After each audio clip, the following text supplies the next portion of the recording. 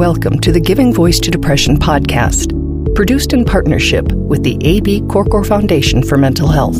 I'm Terry, the creator and co-host of this podcast. I've lived with depression most of my life, and I know how easy it can be to feel all alone in the experience. I'm not alone, and you aren't either. And I'm Dr. Anita Sands, a licensed clinical psychologist and life coach with a number of my own diagnoses, all of which bring a certain amount of anxiety and depression along with them. There is great power in shared experiences. We share our own as we engage in intimate and candid conversations with our weekly guests, exploring different perspectives on and experiences with depression. We keep it real because depression is real. We keep it hopeful because there truly is hope, in spite of what depression tells you.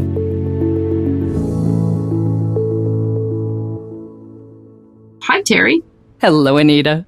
This is our last episode of 2022, and we want to start it with a thank you. Thank you for listening. Thank you for trusting us. And thank you for accessing the shared stories and peer support our guests offer as a way of supporting yourself and your mental health. It is, in a word, an honor to produce this podcast. We are so glad that we didn't listen to all the people who told us nobody would want to talk about or listen to someone talking about depression of all things. And yet, here we are, together in this. And you know what? It's not just us. The very episode you're hearing right now is being streamed in more than 50 countries. Our 300-plus episodes have been played nearly 1 million times, and that in and of itself is proof and validation that we are not alone with our depression. As we looked back on this year, it hit us just what a wild ride 2022 really was. The whys are as varied as we are, but 2022 really packed a punch. So we decided to go back and pull snippets from a couple of the episodes that helped and stuck with us as we managed our own lives and mental health. Bridget, who was my co-host for the first half of this year, is also joining us for this year in review. Hello, Bridget. Hello. Welcome back. Thank you.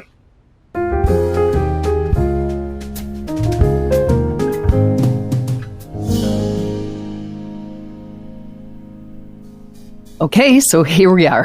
Who wants to start? I do. I chose episode number 200. Okay is different for everyone, with Tara. I chose it because of her honesty and her description and her willingness to share with all of us her spectrum of okay days and not okay days. The first thing I do that I've learned to do is forgive myself. A lot of days that's not easy. You know, like I said, there are days when I feel like I am just not living my best life and I could do better. But in reality, I'm doing the best I can, whatever that looks like that day. I've learned to be gentle with myself. I've learned that depression lies. It tells you what you don't want to hear. It tells you what you think you should believe, but isn't the truth. It is not the truth. It's not the truth. I so appreciate that she's allowing us to each own our own ever fluctuating spectrum of okay. There's a permission to this episode, and that's why I chose it. Mm-hmm. Mm-hmm. A second clip that I picked, actually I could have picked anything from this episode because it so drives home the need for grace. To me, that means kindness and respect for ourselves and for others. If I could have people understand anything about depression, anxiety, the need for mental health, behavioral health, medicine, or therapy, is that there is no shame in it.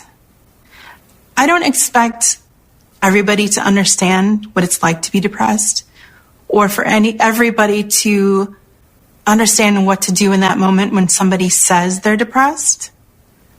I think it's important to take the time to ask them what it's like for them. What does depression look like for them? What do they need? What can you do to help? And for a lot of people in those moments of depression and anxiety, it can simply be sit with me. Sit with me so I'm not alone. Right? is such a basic need. It is. Yeah, Tara made that point that it was, sitting with me. You didn't have to understand. You didn't have to have the perfect thing to say. You didn't have to know what being depressed feels like or her version of depression that day. Just be there. Just let me know I'm not alone. Just let me know you accept me as I am right now. Who can ask for more? Bridget, I really loved Tara's episode and both of those snippets. They're really good. Just sitting with someone is so not a just, right? I mean, it's just enormous. Being seen, not being alone, being accepted, being loved, being heard, being able to be real in the presence of someone else is, to me, a sacred thing. So another favorite guest from last year, in addition to Tara, was Patty. And Anita, you picked one of her episodes. I did. I loved Patty. I loved this episode, Challenging Our Dark Thoughts, partly because Patty is 68 years young and really just sort of proves this point that you're never too old to learn something that could actually become a game changer in the way that you manage your depression. And I love how she shared that with us in this episode. And in this snippet, Patty shows us how she goes from negative automatic thinking to challenging her depressive thoughts in a very clear way. The first thing I think, well, see, they didn't want to have lunch with me. I'm not good enough to go to lunch with these. Like, they don't like me. I just go negative, major negative. I was like almost cursing them, saying, that's it, we're not friends, you don't care about me. That is her auto thought, and it produces deep and dark feelings that lead to behaviors. I did go to bed that day. I just said to Mark, I'm done. Like, he doesn't get supper. That's my husband. I'm gone. Nobody cares about me. I don't care about anybody. I'm gone. And then I go into my deep depression. So without challenging it, it goes from, I was going to have lunch, she canceled, nobody likes me, I like nobody, I'm going to bed. That's the unchallenged route. Right. So when you challenge it and you go through what you've learned from CBT, tell me how in that example it's different. To challenge that, I went, okay, do people care about me? And then I started listing who does. And then that list became like 7, 8, 9, 10. And it was like 12 or 13 people on there. And I was like, okay, well, then that's not true because people do care about me, right? And then from there, everything that was negative, I had to question it. And you take what I call a hot thought and break it into your feeling. I write that down, and then that totally makes me feel better, and I don't want to go and hide. That's a real turnaround.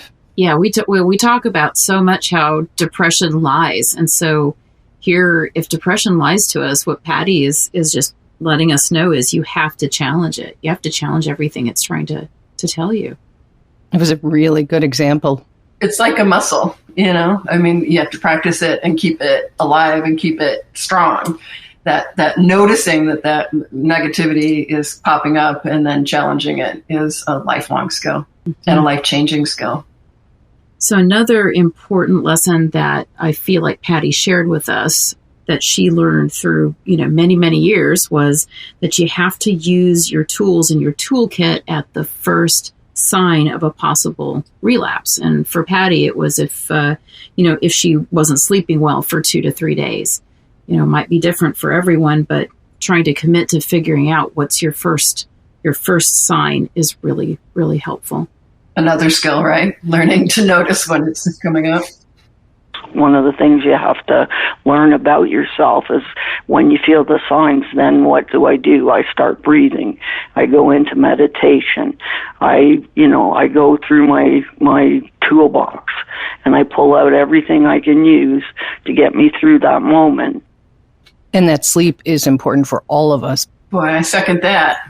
But Patty was sharing about the fact that she has bipolar disorder.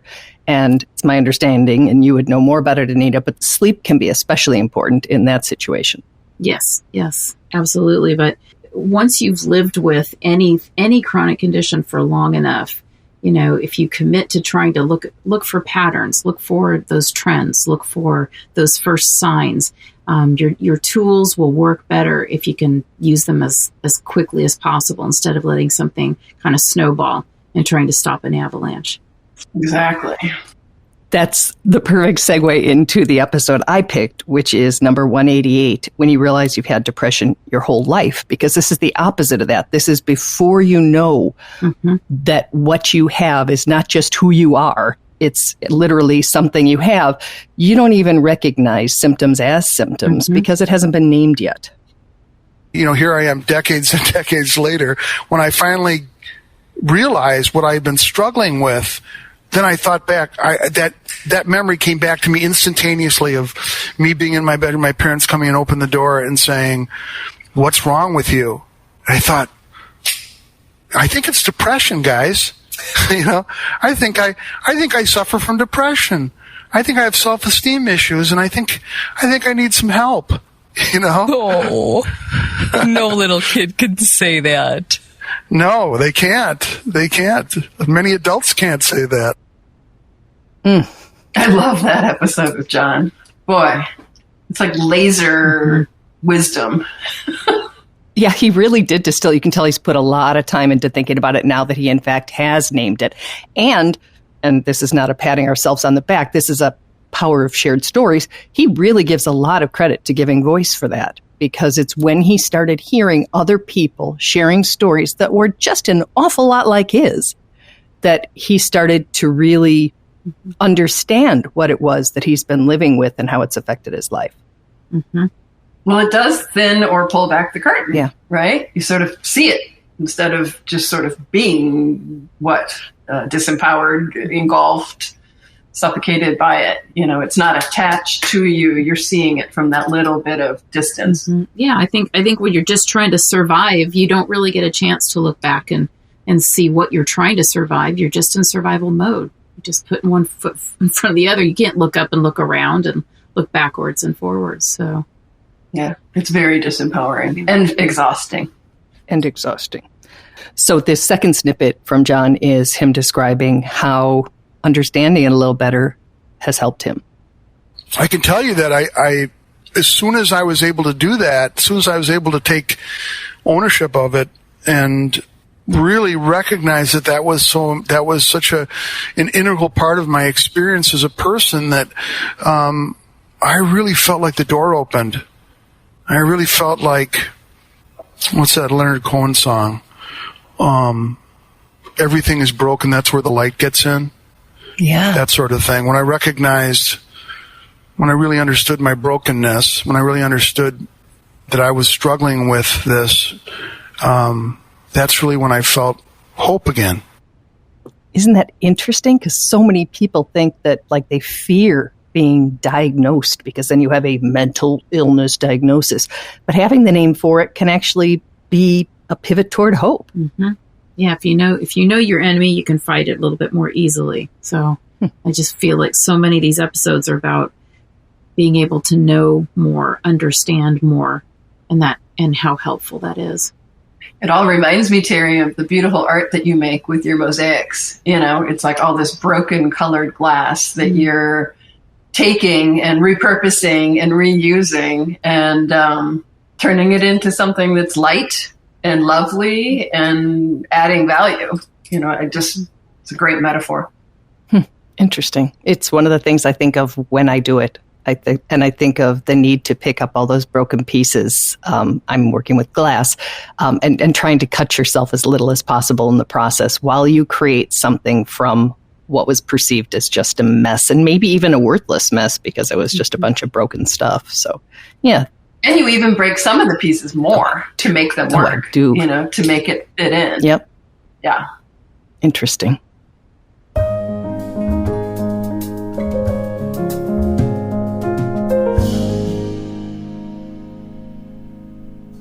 So next week, the three of us have looked at 3 more episodes and have got some snippets of guests and their stories that impacted us. We hope that you'll join us.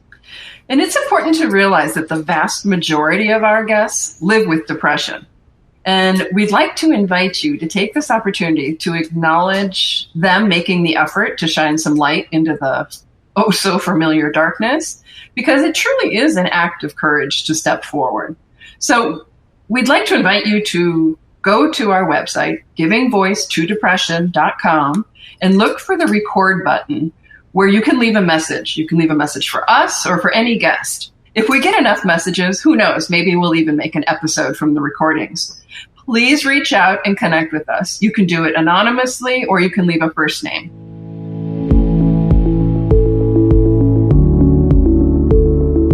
We truly hope that our podcast brings a little more understanding, helps you better articulate and reflect on your own experience with depression, or better understand how to support someone else who is struggling. If this episode has been of comfort or value to you, know that there are hundreds of others like it in our archive, which you can easily find at our website, givingvoicetodepression.com. And remember, if you're struggling, speak up, even if it's hard. If someone else is struggling, take the time to listen.